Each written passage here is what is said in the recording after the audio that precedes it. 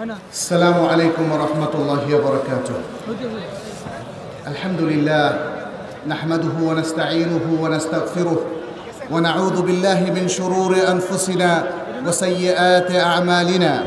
من يهده الله فلا مضل له ومن يضلل فلا هادي له، وأشهد أن لا إله إلا الله وحده لا شريك له، وأشهد أن محمدًا عبد الله ورسوله. يا أيها الذين آمنوا اتقوا الله حق تقاته ولا تموتن إلا وأنتم مسلمون. يا أيها الناس اتقوا ربكم الذي خلقكم من نفس واحدة وخلق منها زوجها وبث منهما رجالا كثيرا ونساء، واتقوا الله الذي تساءلون به والأرحام إن الله كان عليكم رقيبا. يا أيها الذين آمنوا اتقوا الله وقولوا قولا سديدا يصلح لكم أعمالكم ويغفر لكم ذنوبكم، ومن يطع الله ورسوله فقد فاز فوزا عظيما. أما بعد، فإن أصدق الحديث كتاب الله، وخير الهدي هدي محمد صلى الله عليه وسلم، وشر الأمور محدثاتها، وكل محدثة بدعة، وكل بدعة ضلالة، وكل ضلالة في النار. ثم أما بعد، الجامعة السلفية কর্তৃক আয়োজিত শাহ মখদুম রাজশাহীর তৃতীয় বার্ষিক ইসলামী মহাসম্মেলনের সম্মানিত সভাপতি, সম্মানিত মাশায়েখ, হাদরাত আল উলামা আল কিরাম, আমার আগে যারা আলোচনা করেছেন, মঞ্চে যারা এখনও উপবিষ্ট আছেন, পরবর্তীতে আলোচনা করবেন, এবং বাংলাদেশের বিভিন্ন অঞ্চল থেকে এই সম্মেলনে যারা যোগ দিয়েছেন, সে সকল ভাই বোনেরা, আপনাদের সবার প্রতি স্বাগত জানাচ্ছি আজকের এই আলোচনায়। অত্যন্ত গুরুত্বপূর্ণ একটি বিষয় নিয়ে আপনাদের সামনে কিছু কথা শেয়ার করব। যদিও খুব দীর্ঘ আলোচনার সুযোগ এখানে নেই। মুসলিম উম্মার সমস্যা সমাধানে চিন্তা, গবেষণার গুরুত্ব, দুটো জিনিস, মুসলিম উম্মা এবং মুসলিম উম্মার সমস্যা, আর তারপরে চিন্তা গবেষণা দিয়ে কিভাবে আমরা এই সমস্যার সমাধান করতে পারি। উম্মার পরিচয় দেওয়ার আর কোনো প্রয়োজন নেই। উম্মা মানে আমি একা ব্যক্তি নই, অথবা আমার যারা ফলোয়ার তারা নয়। উম্মা এই পৃথিবীর সর্বত্র ছড়িয়ে ছিটিয়ে থাকা আল্লাহর সে সকল বান্দা যারা ঈমান পোষণ করে, ঈমান হোল্ড করে, পোষণ করে, এবং যারা আল্লাহ এবং তার রাসূল সাল্লাল্লাহু আলাইহি ওয়াসাল্লামের নির্দেশ জীবনের সর্বক্ষেত্রে মেনে চলার চেষ্টা করে। এদের সকলকে নিয়ে হচ্ছে উম্মাহ। আজকে মুসলিম উম্মাহ সারা পৃথিবীর প্রায় সর্বত্রই বিভিন্ন সমস্যার জর্জরিত। আজকে সমস্যাগুলো নিয়ে আমরা কথা বলবো না, বরং সমস্যা অনেকগুলোই আমাদের সামনে চিহ্নিত। এগুলো সমাধান করার জন্য চিন্তা, গবেষণা, শিক্ষাকে কি করে আমরা কাজে লাগাতে পারি সে বিষয়ে আমি কিছু কথা বলবো। অনেকেই হয়তো ভাবেন যে, যেমন ধরেন আমরা বলি যে উনি একজন ইসলামী চিন্তাবিদ। পৃথিবীতে বহু চিন্তাবিদ আছেন যারা প্রকৃতপক্ষে মুসলিমদের এ সকল সমস্যা নিয়ে তেমন ভাবেন না, বা ভাবলেও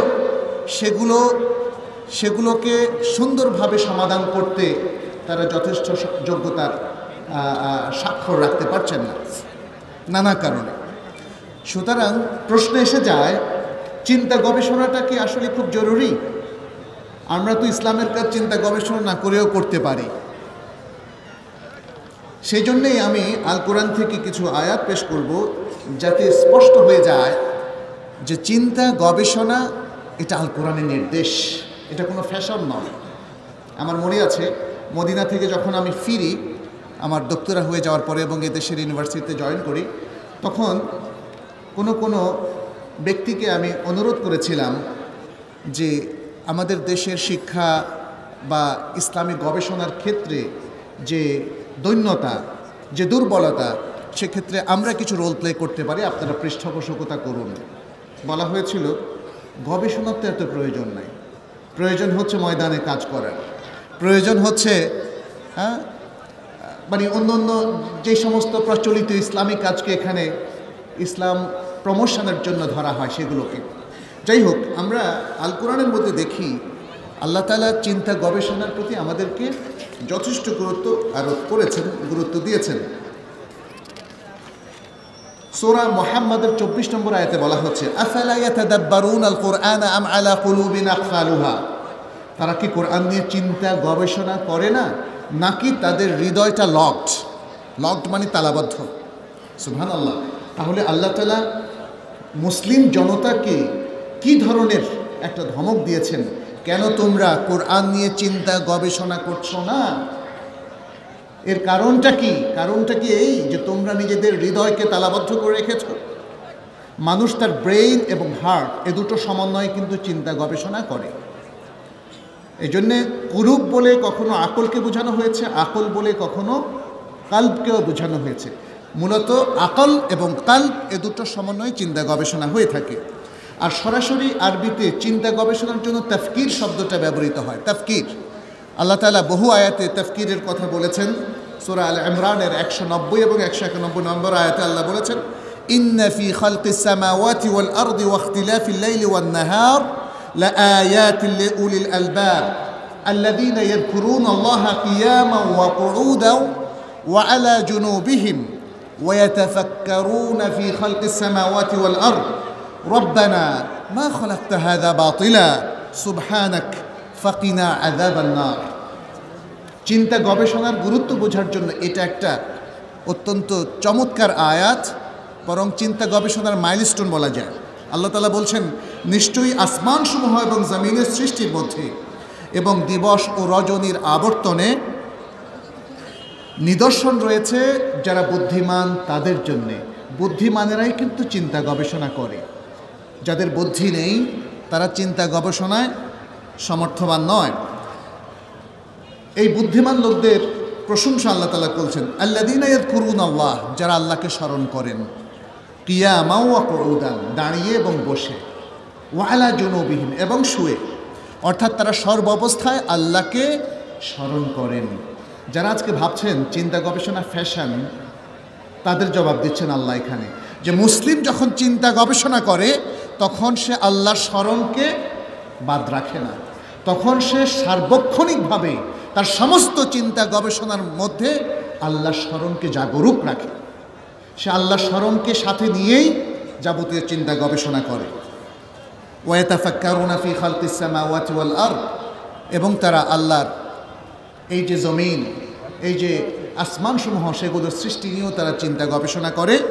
আর বলে, চিন্তা গবেষণা করে সে দেখে যে মহান সৃষ্টি এত বড়, এত সূক্ষ্ম, এত কিছু এর মধ্যে রয়েছে, তাহলে এর যিনি স্রষ্টা তিনি না জানি কত বড়। আল্লাহু আকবার।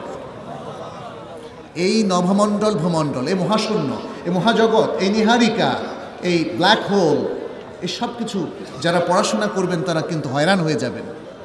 এত বড় বিশ্ব, এত কিছু এর মধ্যে আছে, সুবহানাল্লাহ।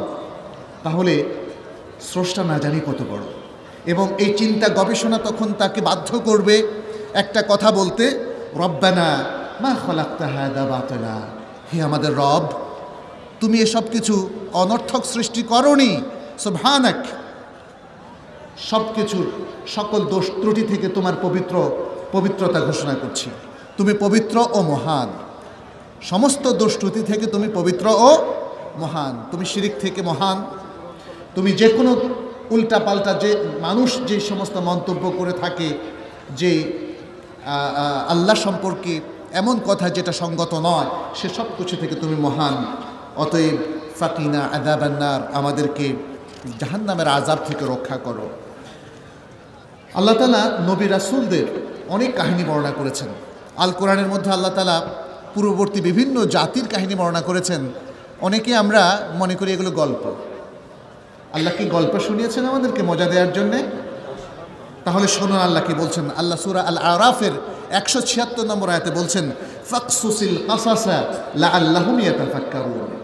ফাকসুসিল কাসাসা লাআল্লাহুম ইয়াতাফাক্কারুন। তাদের কাছে কাহিনীগুলো বর্ণনা করো, নবীদের কাহিনী, নবীদের জাতিসমূহের কাহিনী, মানব জাতির ইতিহাস এবং তাদের কাহিনী বর্ণনা করো, লাআল্লাহুম ইয়াতাফাক্কারুন, যেন তারা চিন্তা গবেষণা করে। মানুষ কেন চিন্তা গবেষণা করে? এ থেকে শিক্ষা নেওয়ার জন্য। অতএব সেগুলো আল্লাহ তাআলা বিভিন্ন আয়াতে বলে দিয়েছেন। সূরা ইউনূসের 24 নম্বর আয়াতে আল্লাহ তাআলা এই দুনিয়ার দৃষ্টান্ত তিনি বর্ণনা করেছেন, ইন্নামা মাথালুল হায়াতিদ দুনিয়া কামাইন আনজালনাহু মিনাস সামাই ফাখতালাতা বিহি নাবাতুল আরদি মিম্মা ইয়াকুলুন নাসু ওয়াল আনআম। অনেক বড় আয়াত, পুরোটা আমি আর পড়ছি না। এই আয়াতের মধ্যে আল্লাহ তাআলা দুনিয়ার একটা দৃষ্টান্ত দিলেন। ওই পানির মতো তিনি বলছেন, কামা ইন আনজালনাহু মিনাস সামা, যে পানি আমি আসমান থেকে নাজিল করেছি, তারপরে সেই পানির সাথে এই জমিনের উদ্ভিদ মিশে আরেকটা চমৎকার একটা শোভা তৈরি করলো। সেই উদ্ভিদ যা থেকে মানুষ ভক্ষণ করে এবং যা থেকে গবাদি পশু ভক্ষণ করে। এবং এই আয়াতের শেষে আল্লাহ তাআলা বললেন, কারণ তিনি বিভিন্ন নিদর্শন, আসলে জগতের বিভিন্ন নিদর্শন তিনি এখানে উল্লেখ করলেন স্বয়ং আল্লাহ রাব্বুল আলামিন তার এই কালামের মধ্যে।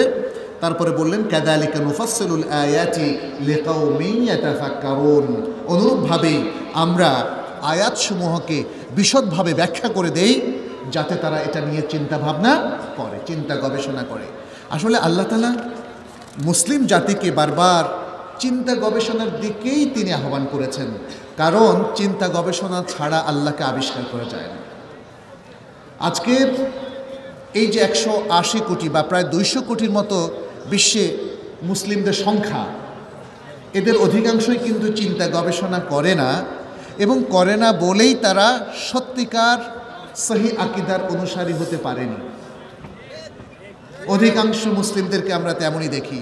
এবং অনেকে আরও কি করছে, তারা তাওহীদ মনে করে শিরক করে বসছে, তারা সুন্নাহ মনে করে বেদাত করে বসছে, কারণ চিন্তা গবেষণার অভাব। সুতরাং এখানে আমরা বুঝতে পারছি কেন আল্লাহ তাআলা বারবার আমাদেরকে চিন্তা গবেষণা করতে বললেন। সূরা আন-নাহলের মধ্যে আল্লাহ তাআলা বলছেন, ওয়াসাখখারা লাকুমুল লাইলা ওয়ান নাহারা ওয়াশ শামসা ওয়াল কমার ওয়ান নুজুমা মুসাখখারাতিন বিআমরিহি ইন্না ফি যালিকা লাআয়াতিন লিকাওমিন ইয়াকিলুন। তিনি বলেছেন যে তোমাদের জন্য আল্লাহ তাআলা রাত এবং দিনকে, সূর্য এবং চন্দ্রকে এবং তারকারাজিকে অনুগত করে দিয়েছেন নিজের নির্দেশে। আল্লাহ নির্দেশ দিয়েছেন যাতে মানুষের অনুগত হয়ে যায়, মানুষের সেবা দান করে। আল্লাহ বলছেন, নিশ্চয়ের মধ্যে রয়েছে নিদর্শন সেই সব লোকদের জন্য যারা বোঝে, যারা উপলব্ধি করে, যাদের বুদ্ধি আছে, যাদের আকল আছে। এভাবে আর অনেকগুলো আয়াতের মধ্যে আল্লাহ তাআলা নানা বিষয় উল্লেখ করে আমাদেরকে তাফকিরের দিকে নির্দেশ দিয়েছেন। আর রাসূল সাল্লাল্লাহু আলাইহি সাল্লাম সারা জীবন যা বলেছেন সেটা চিন্তা ভাবনার নির্যাস ছিল। রাসূল সাল্লাল্লাহু আলাইহি সাল্লাম একটা বেহুদা কথাও বলেননি। রাসূল সাল্লাল্লাহু আলাইহি সাল্লাম যা বলেছেন তা পৃথিবীর সবচেয়ে যথার্থ কথা। রাসূল সাল্লাল্লাহু আলাইহি সাল্লাম যা বলেছেন সেটা মানব জাতির জন্য একটা চমৎকার দিক নির্দেশনা। সেটি হচ্ছে হিদায়াহ, যা আল্লাহ তাআলার পক্ষ থেকে নাজিল হয়েছে। অতএব রাসূল সাল্লাল্লাহু আলাইহি ওয়াসাল্লাম চিন্তা গবেষণার বাইরে কোনো কথা বলেননি। এই জন্য তার ছোট্ট ছোট্ট নিদর্শন আমরা হয়তো খেয়াল করি না, ভাবি এটা তার কথা, কিন্তু এর মধ্যে যে কি গভীর চিন্তা রয়েছে। মান কানা ইউমিনু বিল্লাহি ওয়াল ইয়াউমিল আখির ফালিয়াকুল খায়রান আও লিয়াসমুত। একটা চমৎকার নির্দেশনা। যে ব্যক্তি বা যারা আল্লাহ এবং আখিরাত দিবসের প্রতি বিশ্বাস স্থাপন করে, বিশ্বাস রাখে, তারা যেন ভালো কথা বলে অথবা চুপ থাকে। সুবহানাল্লাহ। এই কথা কিন্তু যে সেই ব্যক্তি বলবে না। এই জন্য মনীষীদের কথাকে আমরা যেমন বাণী চিরন্তনী হিসেবে বিবেচনা করি, আমরা যে কোনো বড় বিদ্বান ব্যক্তিদের, জ্ঞানী ব্যক্তিদের কথাকে আমরা অনেক গুরুত্ব দিই। কেন? একজন জ্ঞানী ব্যক্তি আলতু ফালতু কথা বলেন না, তার কথাটা সুচিন্তিত কথা। মজার ব্যাপার হলো, মহান আল্লাহ রাব্বুল আলামিন আমাদের উপর যে কালাম নাজিল করেছেন আল কোরআন, সেটি পুরোটাই সুচিন্তিত কথা। রাসূল সাল্লাল্লাহু আলাইহি সাল্লামের উপর বা তাকে যে সুন্নাহ দেওয়া হয়েছে, কোরআনের অনুরূপ আরেকটা ওহী তাকে দেওয়া হয়েছে, সেটার পুরোটাই হলো সুচিন্তিত কথা। অতএব চিন্তা ভাবনা যারা করবে তারাই এগুলোর দ্বারা উপকৃত হবে, এবং যারা চিন্তা ভাবনা করবে না তারা এই কোরআন সুন্নাহ থেকে সত্যিকার উপকার লাভ করবে না। আজকে আমরা মুসলিম উম্মার মধ্যে যে কী সমস্যা দেখি, আমরা দেখি মুসলিম উম্মার কোরআন এবং সুন্নাহ বুঝার ক্ষেত্রে বিশাল সমস্যা। কোরআন বুঝার ক্ষেত্রে সমস্যাগুলো আমরা চিহ্নিত করতে পারি, যেমন তেলাওয়াতি আমাদের অধিকাংশে শুদ্ধ হয়নি। একটা বইয়ের রিডিং যদি কেউ সুন্দর করে পড়তে না পারে, রিডিংটা তার ভালো না হয়, সে সুন্দর করে পড়তেই পারলো না, তাহলে সে বুঝবে না কি বইটা? বুঝবে না। এই জন্যে তেলাওয়াতের সমস্যা, আবার কোরআন বোঝার সমস্যা। আজকে সকালে আমাকে একজন প্রশ্ন করেছিলেন ঢাকাতে, বললেন যে বাংলা বানান দেখে দেখে কোরআন পড়া যায় কি না, বাংলা বানানে কোরআন পড়া যায় কি না। আমি প্রথম ভেবেছিলাম উনি অনুবাদের কথা বলছেন, আসলে অনুবাদ নয়, বাংলা বানানে। যেমন যালিকাল কিতাবু লা রাইবা ফিহি, আপনি বাংলায় লিখলেন, হ্যাঁ, তারপরে এভাবে ইন্নাল্লাযীনা কাফারু সাওয়াউন আলাইহিম আনযারতাহুম আম লাম তুনযিরহুম লা ইউমিনুন। এভাবে যদি বাংলায় লেখা যায়, সেটা কি তেলাওয়াত শুদ্ধ হবে? কখনোই শুদ্ধ হবে না, কারণ বাংলা শব্দগুলো বা বাংলা অক্ষরগুলোর উচ্চারণ কখনোই আরবির প্রতিনিধিত্ব করে না। তাহলে আরবি সঠিক তেলাওয়াত করা, বাংলা অনুবাদ বোঝা এবং সেটাকে চিন্তা গবেষণার আলোকে সেখান থেকে আকীদার মাসআলাগুলো বের করা, এবং সেখান থেকে আমাদের যে ফিকহি ব্যবহারিক জীবনের যত মাসআলা আছে সেটা বের করা, চাই সেটা ইবাদতের সাথে সংশ্লিষ্ট হোক, চাই সেটা আমাদের মুআমালাতের সাথে সংশ্লিষ্ট হোক। এখানে দেখবেন যে আমাদের বিশাল বিপর্যয়। আল্লাহ তাআলা তার নিজের সম্পর্কে আল কোরআনে বহু তথ্য দিয়েছেন না? আল্লাহর সুন্দর সুন্দর নামের কথা সেখানে আছে, আল্লাহর মহান গুণাবলীর কথা সেখানে আছে, আল্লাহর আফআলের কথা সেখানে আছে। কিন্তু দেখবেন যে মুসলিমদের মধ্যে একটা দল আল্লাহ সকল সিফাতকে তার সঠিক অর্থে ব্যয় করে না। কারণটা কি? যেমন ইয়াদুল্লাহি ফাওকা আইদিহিম, তারপরে ইস্তাওয়া আলাল আরশ। এই আয়াত থেকে কি বোঝা যায় বলেন তো? আল্লাহ কোথায় আছেন? আরশের উপর আছেন। ইস্তাওয়া আলাল আরশ। কিন্তু এখান থেকে বহু মুসলিম কিন্তু এই অর্থ তারা নেয়নি, তারা ভিন্ন অর্থ নিয়েছে। তারা অনেকে বলেছে যে আল্লাহ সর্বত্র বিরাজমান। তাহলে দেখতে পাচ্ছেন কোরআন নিয়ে ডিলিংয়ের ক্ষেত্রে আমাদের উম্মার একটা অংশের বিরাট সমস্যা তৈরি হয়ে গেছে। তারা স্বয়ং আল্লাহ সম্পর্কিত যে জ্ঞান, সেখানেও বিপর্যয় সৃষ্টি করে ফেলেছে। আর বিপর্যয় সাথে সাথে সৃষ্টি করেছে ইবাদতের ক্ষেত্রে, আকীদার পাশাপাশি ইবাদতের ক্ষেত্রে, মুআমালাতের ক্ষেত্রে। মুসলিম উম্মার বৃহত্তর অংশ আজকে সুদের সাথে সম্পৃক্ত, অথচ আল্লাহ কি বলেছেন? ওয়া আহাল্লাল্লাহুল বাইআ ওয়া হাররামার রিবা। তাহলে কোরআন এবং সুন্নাহর প্রকৃত জ্ঞানের চর্চা কিন্তু আজকে নেই। কিভাবে থাকবে? যারা কোরআনকে সঠিকভাবে তেলাওয়াত করতে পারে না, কোরআনের অর্থ যারা বোঝে না, অর্থ নিয়ে যারা গবেষণা করে না, তাহলে তাদের জন্য এটা অত্যন্ত দুরূহ ব্যাপার। এই জন্য আমি বলবো, আমাদের যে মাদ্রাসাগুলো আছে, যে শিক্ষা প্রতিষ্ঠানগুলো আছে, সেখানে আলাদা কোরআন সুন্নাহর গবেষণা সেন্টার হওয়া উচিত। কোরআন সুন্নাহর আমাদের দেশের প্রেক্ষাপটে যেমন এখানে এই গবেষণাগুলো হতে পারে যে কোন কোন জায়গায় আমাদের অনেক জনগোষ্ঠী কোরআনের সহি আকীদার বিরোধিতা করছে, এগুলো কিন্তু আমরা গবেষণা করে বের করতে পারি। কোন কোন ক্ষেত্রে আমরা সুন্নাহর স্পষ্ট নির্দেশনার বিরোধিতা করছে। বিভিন্ন এলাকায় দেখবেন বিভিন্ন রকম বেদাত আছে, বিভিন্ন এলাকায় বিভিন্ন রকম চিন্তা চেতনা আছে, মানে এই বিষয়গুলো কিন্তু আমাদের আসা দরকার। আচ্ছা, আমি এর চাইতেও বেশি গুরুত্ব দিব আমাদের মুসলিম উম্মার যে সমস্যা আজকে তৈরি হয়েছে শিক্ষার ক্ষেত্রে। শিক্ষার ক্ষেত্রে আমাদের দৈন্যতা আজকে পৃথিবীর যে কোনো জাতির চাইতে বেশি। একটা জাতি মুসলিম উম্মাহ যাকে বলা হয়, কেন মুসলিম উম্মাহ বলা হয়? কারণ সে ইসলামের অনুসারী। সেই জাতির অধিকাংশ দেশগুলোর শিক্ষা ব্যবস্থায় ইসলাম কিন্তু অত্যন্ত দুর্বল পজিশনে আছে। আমি জাতীয় শিক্ষা ব্যবস্থার কথা বলছি। অতএব এটা মুসলিম উম্মার এখন জাতীয় সমস্যা।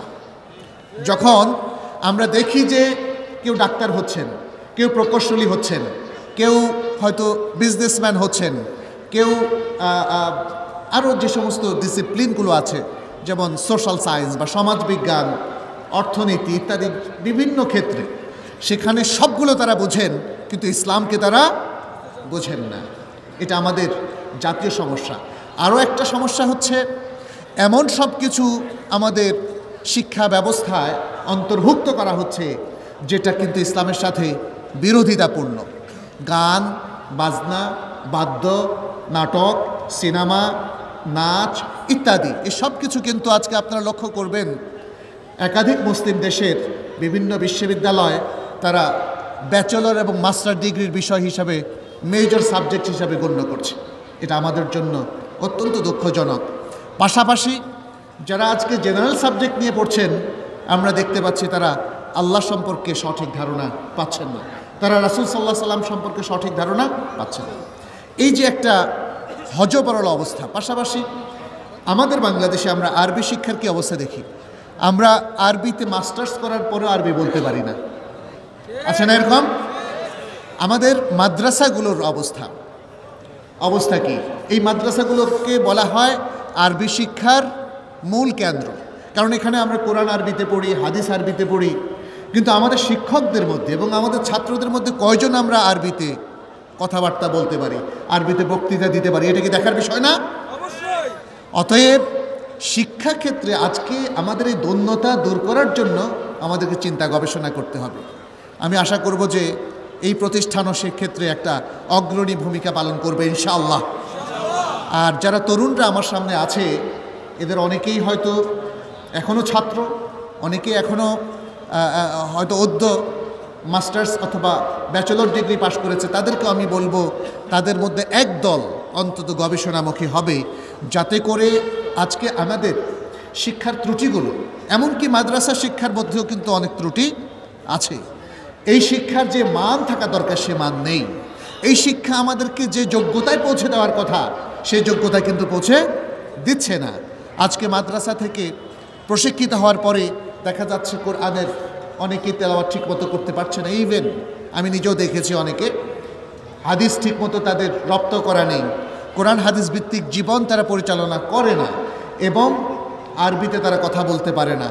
এবং ইসলামের যে বিশাল জ্ঞানভাণ্ডার আছে, ইসলামের জ্ঞানভাণ্ডার শুধুমাত্র আয়াত আর কিছু হাদিস মুখস্থ করা নয়, বরং এর পাশাপাশি ইসলামের যে উজ্জ্বল ইতিহাস রয়েছে, ইসলামের আরও যে সমস্ত ইনস্ট্রাকশনগুলো আছে, যেমন অর্থনীতির ব্যাপারে, বাজারের ব্যাপারে, বেচা কেনার ব্যাপারে, অন্যান্য সামাজিক ব্যাপারে, দেশ গঠনের ব্যাপারে ইত্যাদি আরও অনেকগুলো যে ক্ষেত্র আছে, সেই ক্ষেত্রগুলোতে আমরা দেখতে পাচ্ছি আমাদের অনেক ব্যক্তিরা যারা হয়তো মাদ্রাসা শিক্ষা নিয়েছেন তারা পিছিয়ে আছেন। তাতে বোঝা গেল যে এই শিক্ষাকে আরও সংস্কার করতে হবে, যাতে করে এই শিক্ষা এমন পদ্ধতি ফলো করে যেই পদ্ধতির মধ্য দিয়ে আমরা আরও উন্নত মানের গ্র্যাজুয়েট পাবো, প্রশিক্ষিত জাতি পাবো। এছাড়া আরও কিছু বিষয় আছে।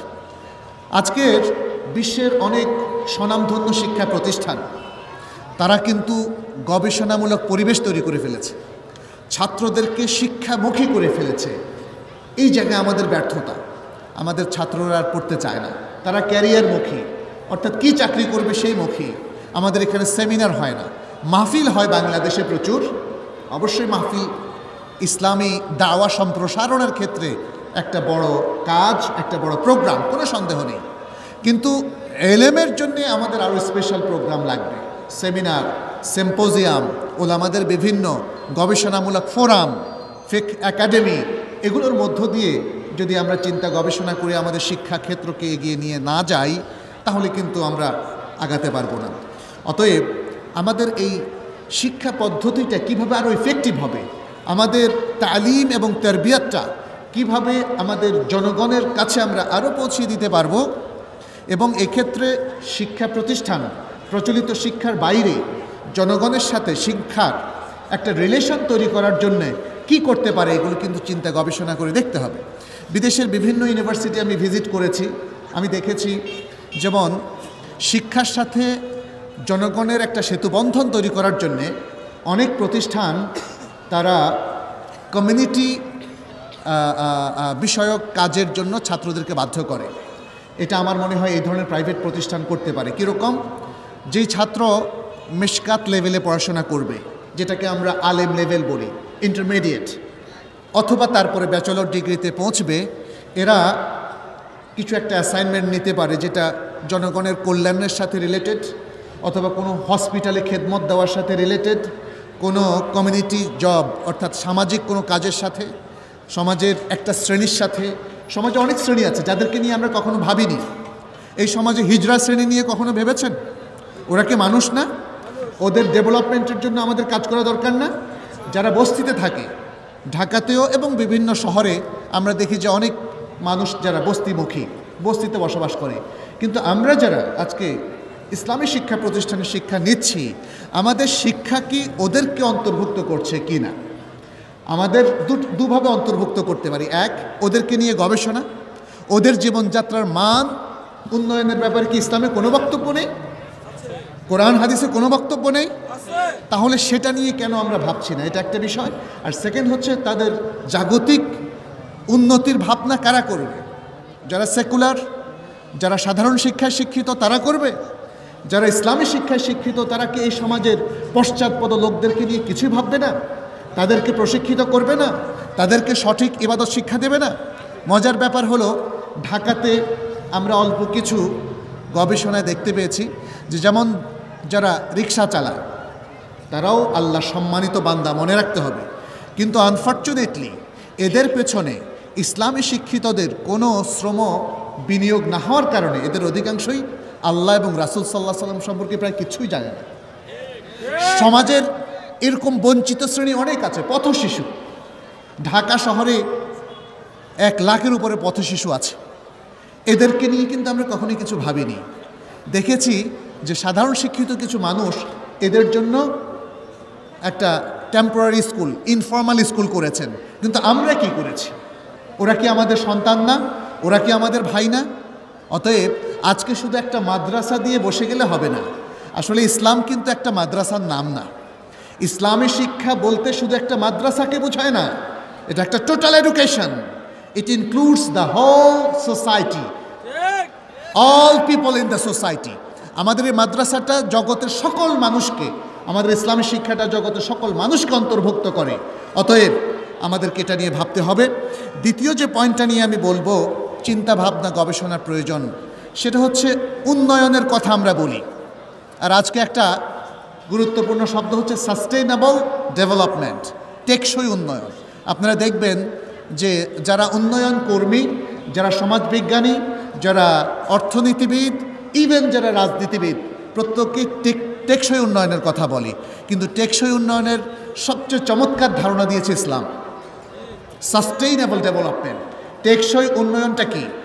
টেকসই উন্নয়ন হচ্ছে সবচেয়ে দীর্ঘস্থায়ী উন্নয়ন, সবচেয়ে দীর্ঘস্থায়ী উন্নয়ন। যারা পরকালে বিশ্বাস করে না তাদের স্থায়িত্ব হচ্ছে শর্ট।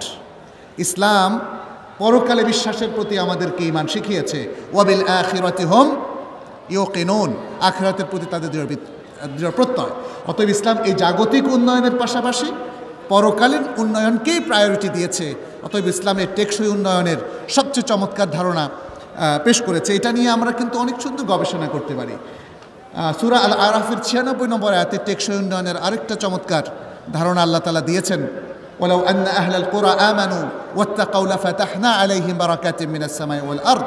যদি জনপদের লোকেরা ঈমান পোষণ করত এবং তাকওয়া অবলম্বন করত, তাহলে আমরা তাদের উপর আসমান এবং জমিনের বরকতের দুয়ার উন্মুক্ত করে দিতাম। সুবহানাল্লাহ।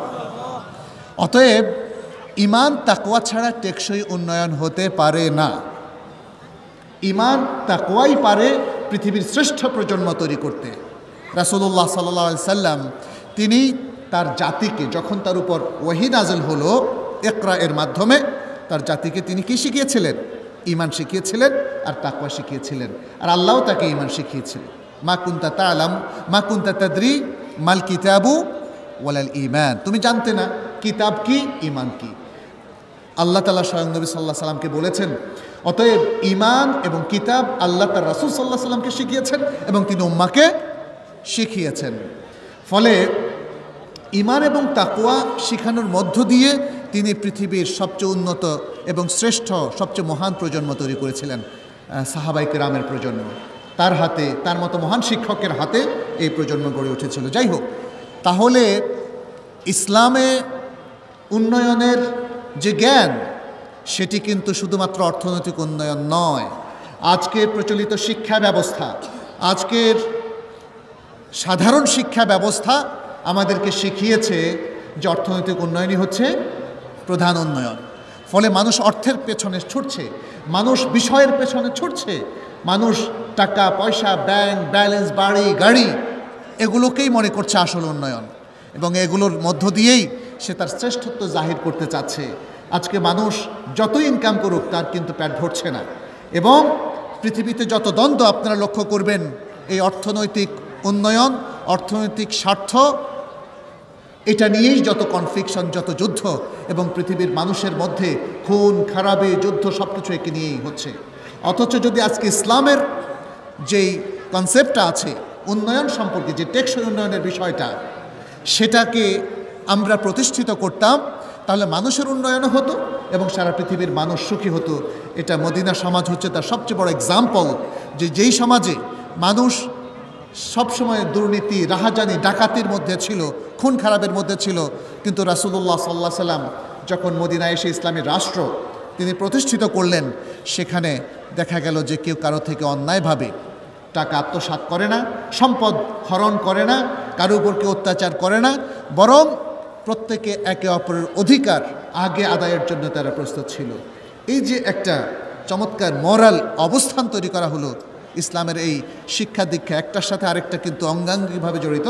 তার ফলে মদিনা সমাজের অর্থনৈতিক সমৃদ্ধ বিশ্ব কিন্তু দেখেছে, এবং দেখেছে এই অর্থনৈতিক সমৃদ্ধির পথে কোনো ধরনের যুদ্ধ বিগ্রহ কিন্তু আর কোনো বাধা হয়নি।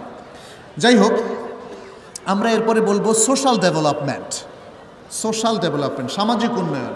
সামাজিক উন্নয়নের ক্ষেত্রে আজকে আমরা কিন্তু মুসলিম উম্মাহ সবচেয়ে বড় সমস্যা ফিল করছি, এই বাংলাদেশেও। আজকে দেখুন, আপনারা হয়তো ইতিমধ্যে দেখেছেন, ইউটিউবের মধ্যে একজন স্ত্রী তার স্বামীকে 6 টুকরা করেছে। মূল্যবোধ কোথায় গিয়েছে? এবং আজকে দম্পতিগুলো এতটাই অসুখী যে হয় অনেক ক্ষেত্রে আমরা দেখি যে স্ত্রী আত্মহত্যা করে বসে, আবার অনেক সময় স্বামী আত্মহত্যা করে বসে। ডক্টর আকাশের কথা আপনারা শুনেছেন ইতিমধ্যে।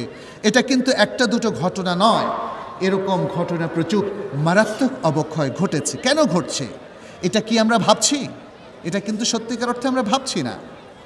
সামাজিক মূল্যবোধকে আবার কি করে ফিরিয়ে নিয়ে আসা যায়, সামাজিক উন্নয়নকে আবার কি করে প্রতিষ্ঠিত করা যায়, এটা নিয়ে কিন্তু চিন্তা ভাবনা করতে হবে। মনে রাখবেন, যারা ইসলাম নিয়ে গৌরববোধ করে না, যারা ইসলামকে ধারণ করে না, যারা ঈমানকে পোষণ করে না, তারা আল্লাহ এবং তার রাসূল সাল্লাল্লাহু আলাইহি ওয়াসাল্লাম যেভাবে চিন্তা ভাবনা করতে বলেছেন সেভাবে তারা করবে না। অতএব যারা সাধারণ শিক্ষিত, জাগতিক শিক্ষিত, সেকুলার শিক্ষিত, তারা কিন্তু আরও বেশি বৈষয়িক হচ্ছে, তারা ইসলামিক জীবনযাপন পদ্ধতি আমাদেরকে উপহার দিতে পারছে না। আজকে যারা আমরা ইসলামকে ভালোবাসি, আজকে যারা আমরা মনে করি যে আমরা সহিহ আকীদার অনুসারী, আজকে যদি আমরা মনে করি যে আমরা কোরআন সুন্নাহর প্রকৃত ধারক এবং বাহক, শুধু ট্র্যাডিশনালি কোরআন সুন্নাহর চর্চা করলে হবে না। আমাদেরকে এতগুলো উন্নয়ন এবং পরিবর্তন, ইতিবাচক পরিবর্তন সাধনের জন্যে আমাদেরকে চিন্তা, গবেষণা, কাজ করতে হবে। কেন সমাজের মধ্যে আজকে এই অবস্থা, এবং সমাজের সূচকগুলোকে আরও ইতিবাচকভাবে কিভাবে আরও উন্নয়ন করা যায়, সেটা নিয়ে এই মাদ্রাসাগুলোতেই কিন্তু গবেষণা সেল ওপেন করতে হবে, বিভিন্ন প্রজেক্টে কাজ করতে হবে। এবং আমাদের বই যদি আমরা বলি, আমাদের ইসলামী প্রতিষ্ঠানগুলোতে আমরা বই বের করি শুধুমাত্র মাসলা মাসাইলের বই, অথবা ঈমান, ইসলামের আরকানের উপরে বই। অথচ মুসলিমরা কিন্তু আরও অনেক লাইফ লিড করে, তাদের জীবনের আরও অনেকগুলো বিষয় আছে যেখানে ইসলামের উপস্থিতি প্রয়োজন, ঈমানের উপস্থিতি প্রয়োজন। সেই জায়গাগুলোতে কিন্তু আমাদের অ্যাড্রেস করতে হবে।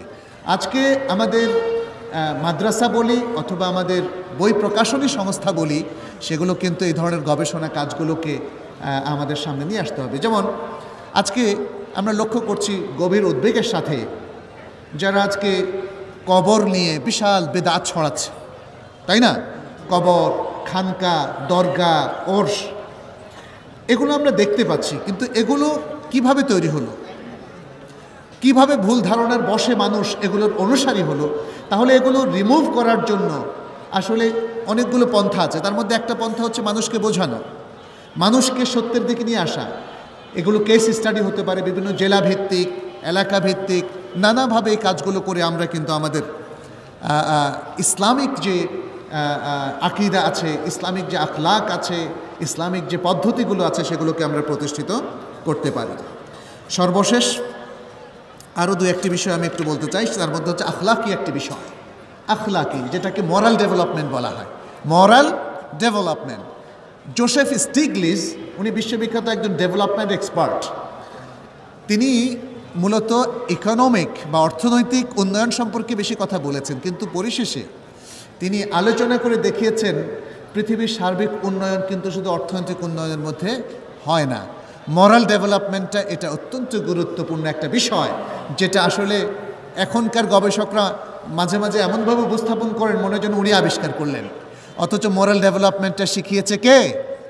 আল্লাহ এবং তার রাসূল সাল্লাল্লাহু আলাইহি ওয়াসাল্লাম। কোরআন এবং সুন্নাহর বইগুলো আজকের অনেক সাধারণ শিক্ষিত মানুষেরা মনে করে এগুলো ধর্মীয় বই। আসলে এগুলো ধর্মীয় বই নয়, এগুলো আল্লাহর পক্ষ থেকে ওয়াহি, যেটা মানব জাতির জন্য একটা ম্যানিফেস্টেশন, মানব জাতির জন্য একটা দিক নির্দেশনা।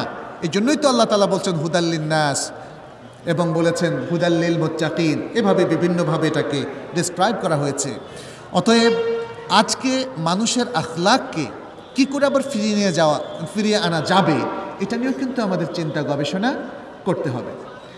এই চিন্তা গবেষণা ছাড়া আজকে আমরা যেমন মুসলিম ঐক্যের কথা বলি, মুসলিম ঐক্যের পথে অন্তরায় কি, এটা শুধু এক বসাতে চিন্তা করলে হবে না, এটা নিয়ে আসলে প্রচুর গবেষণা আজকে প্রয়োজন। যে মুসলিম ঐক্য কেন এত ব্যাহত হচ্ছে? আমরা সবাই ইসলামকে ভালোবাসি, আমরা সবাই সহি আকীদাকে অনুসরণ করে চলছি, আমরা সবাই সহিভাবে ইবাদত করার চেষ্টা করছি, এবং আমরা এক আল্লাহকে মানি। আমরা শেষ নবী মুহাম্মদ রাসূলুল্লাহ সাল্লাল্লাহু আলাইহি সাল্লাম একজন শেষ নবী, তাকে আমরা অনুসরণ করি, তার যে সহি সুন্নাহ আছে তাকে আমরা ফলো করি, ইত্তেবা করি। তারপরে এত বিভেদ কেন? এই জিনিসটা কিন্তু আজকে আমাদেরকে ভাবতে হবে। এখানেও চিন্তা গবেষণার যথেষ্ট মাল মশলা রয়েছে, এবং আমি মনে করি আজকে যারা ইসলামী গবেষণা করছেন তারা বিভিন্ন বিষয় সামনে রেখে গবেষণা করে যদি এই অনৈক্যগুলো স্পষ্ট করতে পারেন, তাহলে হয়তো আমাদের জন্য অনেক কিছু বেরিয়ে আসবে। আমি যেটা বুঝি যে আজকের প্রেক্ষাপটে যে জিনিসগুলো আমাদের মধ্যে অনৈক্য নিয়ে এসেছে, দু একটা শেয়ার করছি এই জন্যে যে ঐক্যর ব্যাপারে মুসলিমরা সবাই আমরা চেষ্টা করছি, কিন্তু ব্যাহত হচ্ছে এটা কোথায়, সেই জন্য দু একটা পয়েন্ট শেয়ার করা। অন্যগুলোর ক্ষেত্রে আমি এভাবে পলিসি শেয়ার করিনি, কিন্তু এখানে করব। আমাদের ঐক্যের পথে প্রথম অন্তরায় হচ্ছে আমাদের সংকীর্ণতা। অনেক সময় আমরা বলবো যে দলীয় সংকীর্ণতা। আজকে মুসলিম উম্মার মধ্যে দেখা যাচ্ছে ধর্মীয়ভাবে আমরা নানা দলের মধ্যে বিভক্ত নই, আমরা রাজনৈতিকভাবে বিভক্ত। বিভিন্ন মুসলিম দেশের মধ্যে আমরা দেখতে পাচ্ছি কোথাও সামাজিক দল একটা আরেকটাকে দেখতে পারে না, ধর্মীয় দল একটা আরেকটাকে দেখতে পারে না, একটুও ছাড় দেয় না। যেখানে আকীদার বিশাল পার্থক্য সেখানে এটা হয়তো হতে পারে, কিন্তু যেই জায়গায় আকীদার পার্থক্য নেই, আমাদের ইমানের যে সাফসুতরা কনসেপ্ট এবং ইলম আল্লাহ এবং রাসূল সাল্লাল্লাহু আলাইহি সাল্লামের কাছ থেকে আমরা পেয়েছি, সেই জায়গা তো বিভক্তি মানা যায় না। এখানে আমি বলবো যে আমাদের আসলে যথেষ্ট উদারতার অভাব রয়েছে। মনে রাখবেন, সংকীর্ণতা দিয়ে মুসলিম উম্মাহ ঐক্যবদ্ধ হতে পারবে না। আমাদেরকে মনে রাখতে হবে আকীদার ঐক্য হচ্ছে মেইন ঐক্য। সহি আকীদার মধ্য দিয়ে যারাই কোরআন এবং সুন্নাহকে মেনে নেবে তারা প্রত্যেকেই প্রকৃত মুসলিম হিসাবে আমাদের কাছে গ্রহণযোগ্য হওয়া উচিত। শুধুমাত্র একটা প্ল্যাটফর্মে তিনি কাজ করছেন, আমি আরেকটা প্ল্যাটফর্মে কাজ করছি, এর ভিত্তিতে যদি আমরা আজকে শত্রুতা তৈরি করি, তাহলে আসলে ঐক্যের যে ফলাফল, ঐক্যের যে অনিবার্য পরিণতি, মুসলিম উম্মার যে সাফল্য, সেটা কখনোই আমাদের জন্য সহজ হয়ে উঠবে না। আমি তাই আপনাদেরকে আবেদন রাখতে চাই যে আসুন, আজকের এই মাহফিল আমি এই কথাগুলো শেয়ার করলাম এই জন্যে যে এখানে আসলে কেউ ওয়াজ শুনতে আসেননি, এখানে সবাই এলএম শুনতে এসেছিলেন, তাই না? সুতরাং আরও অনেক সুন্দর সুন্দর কথা আপনারা শুনবেন, এমনকি এলেমের কথাগুলো যারা ওয়াজের ঢঙে বলতে পারে সে কথাগুলো আপনারা শুনবেন ইনশাআল্লাহ। কিন্তু আমি আপনাদের প্রতি আহ্বান রাখতে চাই যে আসুন আমরা জ্ঞানটাকেই পরিশেষে মণিমুক্তা হিসাবে গ্রহণ করি, জ্ঞানটাকেই সবচেয়ে বেশি মূল্য দেই। আমরা যেন আমাদের সামনের অনাগত দিনগুলোতে রাসূল সাল্লাল্লাহু আলাইহি সাল্লাম যে চমৎকার দৃষ্টান্ত দিয়েছিলেন সেই দৃষ্টান্তের আলোকে নিজেকে গঠন করতে পারি। তিনি বলেছেন, মাসালুল মুমিনিনা ফি তাওয়াদ্দিহিম ওয়া তারাহুমিহিম ওয়া তাআতুফিহিম কামাসালিল জাসাদিল ওয়াহিদ ইযা ইশতাকা মিনহু উদবুন তাদাআ লাহু সাইরুল জাসাদ বিল হুম্মা ওয়াস সাহার। মুসলিমদের পারস্পরিক সম্প্রীতি, ভালোবাসা এবং মমত্ববোধের মধ্যে দৃষ্টান্ত হলো একটা দেহের মতো। যখন দেহের কোনো একটা অংশে কোনো রোগ ব্যাধির মতো সমস্যা দেখা দেয় তখন সারা দেহ তার জ্বর, সর্দি কিংবা তাপমাত্রার দিক থেকে তার ডাকে সাড়া দেয়। অর্থাৎ শরীরে যখনই কোনো প্রবলেম হয়, সেটা যদি তাপমাত্রা বেড়ে গিয়ে হয়, সর্দির মধ্য দিয়ে হয়, অথবা অনিদ্রার মতো কোনো প্রবলেম হয়, তবুও মানুষ বলে যে আমি অসুস্থ। আর আজকে সেই ধারণাটা কিন্তু আমাদের চলে গেছে। আজকে মুসলিম উম্মার বিভিন্ন জায়গায় যত সমস্যা চলছে আমরা সেগুলো ফিল করছি না। এই ফিলিংসটা আসবে যদি আমরা আসলে কোরআন সুন্নাহকে সঠিকভাবে অনুধাবন করি, চিন্তা গবেষণা সহ। এলেমটা যদি সঠিকভাবে অন্তরে বসে তখন সে এলেমের আসার হবে, প্রভাব হবে। আর এলেমটা যদি ভাষা ভাষা থাকে তার প্রভাবটাও ভাষা ভাষা থাকবে। আজকে যারা শিরক বিদআত করছে দেখবেন যে তাদের ঘরেও কোরআন আছে, তাদের ঘরেও সহি বুখারী আছে, সহি মুসলিম আছে, হাদিসের গ্রন্থগুলো আছে, কিন্তু আপনার আমার মধ্যে শিরক বিদআতের বিরুদ্ধে যে অনুভূতি তাদের মধ্যে সে অনুভূতি নেই। কারণ তারা প্রকৃত শিরককে চিহ্নিত করতে পারেনি, তারা তাওহীদকে চিহ্নিত করতে পারেনি, তারা সুন্নাহকে চিহ্নিত করতে পারেনি, তারা বিদআতকে চিহ্নিত করতে পারেনি। ফলে এগুলোর মধ্য দিয়ে আজকে অনৈক্য ছড়াচ্ছে মুসলিমদের মধ্যে। মনে রাখবেন, সঠিক আকীদা, বিশুদ্ধ নির্ভেজাল তাওহীদ এবং বিশুদ্ধ সহিহ সুন্নাহ, এগুলোর মাধ্যমেই মুসলিমদের মধ্যে ঐক্য হতে পারে। শিরক হচ্ছে বিভক্তির সবচেয়ে বড় বীজ, বিদআত হচ্ছে সবচেয়ে বড় বীজ। অতএব আমাদেরকে মনে রাখতে হবে এগুলো চিহ্নিত করে এগুলোকে বাদ দিতে হবে। এখানে আরেকটা বিষয় আমাদের সামনে চলে আসে, সেটা হচ্ছে কিছু মানুষ আছে তারা এখনো চিহ্নিত করতে পারেনি, তাদেরকে শেখানোর দায়িত্ব নিতে হবে। মানুষের প্রতি শুধু আক্রমণাত্মক হলে হবে না, নানাভাবে মানুষকে তালিম এবং তারবিয়ত দেওয়ার কাজ করতে হবে। যারা আজকে সঠিক শিক্ষা পায়নি, সঠিক আকীদার সন্ধান পায়নি, তাদেরকে সফট কর্নার রেখে তাদের সামনে সহি আকীদা এবং সহি ইলমকে পেশ করতে হবে। আমি একজন ভাই দুটো প্রশ্ন আমাকে দিয়েছেন উত্তর দেওয়ার জন্যে, আমি সংক্ষেপে দিয়ে আমার কথা শেষ করব ইনশাআল্লাহ। প্রথম প্রশ্ন হচ্ছে, আমাদের আলেম সমাজের কেউ কেউ বলে মাযহাব মানা ফরজ, আবার অন্য অংশ বলে মাযহাব মানা শিরক। আসলে মাযহাব মানা আদৌ গুরুত্বপূর্ণ কি? এটা নিয়ে নিশ্চয়ই অনেক আলোচনা ইউটিউবে আছে, আপনারা জানবেন। আমি শুধু এতটুকু বলবো, মাযহাব বলতে এখানে যেটা বোঝানো হয়েছে সেটা হচ্ছে উলামায়ে কেরামের ইজতিহাদি ক্ষেত্রে অভিমত, উলামায়ে কেরামের ইজতিহাদি ক্ষেত্রে অভিমত। কারণ ইসলামের মৌলিক জিনিসগুলো প্রতিষ্ঠিত, সেখানে মতামত দেওয়ার কোনো সুযোগ নেই। আল কোরআন আল্লাহর কিতাব কিনা এই ব্যাপারে মতামত দেওয়া যাবে? রাসূলুল্লাহ সাল্লাল্লাহু আলাইহি সাল্লাম শেষ নবী কিনা মতামত দেওয়া যাবে? অবশ্যই না। আল্লাহ আরশের উপর আছেন না সর্বত্র বিরাজমান, এই ব্যাপারে মতামত দেওয়া যাবে? কারণ এটা সঠিকটা স্পষ্ট। অতএব মতামত দেওয়া যাবে যেখানে ইজতিহাদ করার সুযোগ স্বয়ং শরীয়তই দিয়ে দিয়েছে। যেমন ওয়াল মুতাল্লাকাতু ইয়াতারাব্বাসনা বিআনফুসিহিন্না থালাথাতা কুরু, একজন মোতাল্লাকা মহিলা 3 কুরু পর্যন্ত ইদ্যত পালন করবে। সেটা কি 3 হায়েজ হবে নাকি 3 তোহর হবে, এটা নিয়ে ইখতিলাফ। অতএব এখানে যেখানে ইজতিহাদ সেখানে ইখতিলাফ হওয়ার সুযোগ আছে, মনে রাখতে হবে। যেখানে ইজতিহাদ করার সুযোগ আছে সেখানে ইখতিলাফ করার সুযোগও আছে। আর যেখানে নাস আছে, স্পষ্ট নাস, সেখানে ইজতিহাদ করার সুযোগ নেই, ইখতিলাফ করার সুযোগ নাই। এ কারণে ইসলামী কায়দা হচ্ছে লা ইজতিহাদা মা'আন নাস। যেখানে স্পষ্ট কোরআন সুন্নাহর বক্তব্য আছে সেখানে কোনো ব্যক্তি, কোনো স্কলার, কোনো মানুষ তার নিজস্ব অভিমত দিতে পারে না। এই হচ্ছে আসলে ওলামাদের ট্র্যাডিশন। তারা কিছু গবেষণা করেছেন ইজতিহাদি জায়গাগুলোতে, পরবর্তীতে মানুষ ভুলক্রমে এগুলোকে সুনির্দিষ্ট মাযহাবে পরিণত করেছে। ফলে মানুষ ভেবেছে যে ওনার সম্পূর্ণ ইজতিহাদি মতগুলোকে আমরা অন্ধ অনুকরণ করব। এটা কিন্তু ভয়ঙ্কর একটা ভুল। এটা যে ভুল, এটা ইমামরা নিজেরাও বলে গিয়েছেন। অতএব আজকে দুটো প্রান্তিক সীমানার মধ্যে আমরা দাঁড়িয়ে গিয়েছি। উলামাদের ইজতিহাদের কি কোনো মূল্য নেই? অবশ্যই মূল্য আছে, কিন্তু তার মানে এই নয় যে আমরা তাদেরকে একদম অন্ধ অনুকরণ করব। অতএব প্রান্তিক সীমানা বাদ দিয়ে উলামাদের ইজতিহাদকে আমরা সম্মানের চোখে দেখব। যেটা সঠিক সেটাকে অনুসরণ করব, গ্রহণ করব, যেটা বেঠিক সেটাকে আমরা গ্রহণ করব না। এটাই হচ্ছে মত। আমার সময় শেষ। আমি আরেকটি প্রশ্নের উত্তর দিয়ে শেষ করছি। বেতের নামাজ 1 রাকাত পড়া যায়, এটা শোনার পর থেকে আমাদের অনেক যুবক ভাইরা 3 রাকাত বাদ দিয়ে 1 রাকাত পড়তে শুরু করেছে। আমার প্রশ্ন, রাসূল সাল্লাল্লাহু আলাইহি সাল্লাম কি এশার নামাজের পর এইভাবে শুধু 1 রাকাত বেতের পড়েছেন?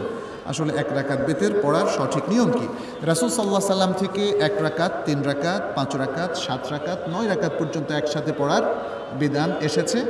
আর 2 রাকাত করে পড়ে শেষে 1 রাকাতও তিনি পড়েছেন।